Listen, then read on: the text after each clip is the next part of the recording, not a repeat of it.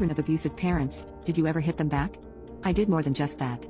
For most of my childhood, I had always assumed that your parents hitting you as punishment was just the norm. I never thought anything of it. But as I got older, my friends at school would often call out bruises or marks on my body. When I told them how I got hurt, they were horrified. I ended up calling out my parents for their behavior. Needless to say, it only made things worse. When I was a teenager, I was at my breaking point.